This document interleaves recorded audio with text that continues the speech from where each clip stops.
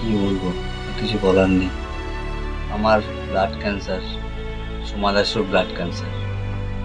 সোমা দাসের ক্ষেত্রে এক আইন, আমার ক্ষেত্রে আর এক আইন। আমার ব্লাড ক্যান্সার, সোমা দাসেরও ব্লাড ক্যান্সার। সোমা দাসের ক্ষেত্রে এক আইন, আমার ক্ষেত্রে আরেক আইন। ফের এক চাকরিহারা ক্যান্সার আক্রান্তের গলায় শোনা গেল ক্ষোভের সুর। রাজ্যের 26,000 শিক্ষক ও অশিক্ষক কর্মীর চাকরি বাতিলের মধ্যেই নাম উঠে এলো নদিয়ার সোমনাথ মালোর। তিনি বীরনগর হাই স্কুলের গ্রুপ সি পদে কর্মরত ছিলেন।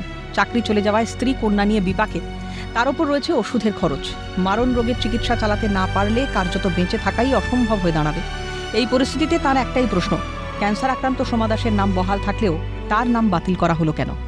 এর আগে আমি হাইকোর্টে জানিয়েছিলাম আমার অ্যাডভোকেটকে যে আমার তো ব্লাড ক্যান্সার, তাহলে আমার চাকরিটা কেন বহাল হলো। আমার মেয়ে, বউ সবাই আছে। যে আক্রান্ত, আমার যে মেডিসিন কিনে খেতে হয়, মাসে আমার সব কিছু নিয়ে 15,000 টাকা আমার খরচ হয় ক্যান্সারের ওষুধের জন্য।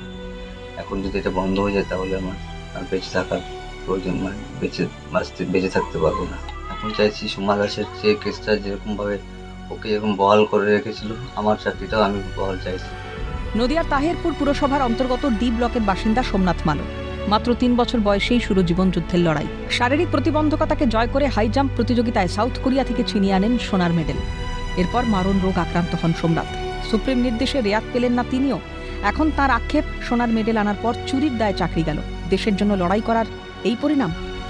2016 সালে আমি সবাই যেভাবে বিজ্ঞপ্তি বেরিয়েছিল, বিজ্ঞপ্তি অনুযায়ী আমি ফর্ম ফিল আপ করি অনলাইনে।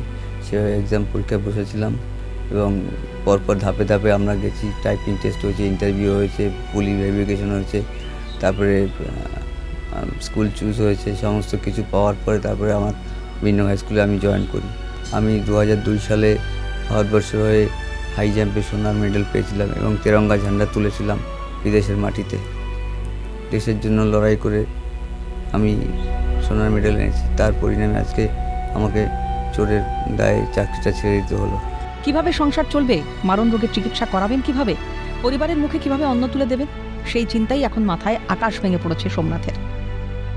এখন তার একটাই আবেদন, সোমা দাসের মতো তাকেও চাকরিতে বহাল রাখা হোক। তার এই আবেদনে কি সাড়া দেবে মহামান্য আদালত? প্রসেনজিৎ বিশ্বাসের রিপোর্ট, ক্যালকাটা নিউজ।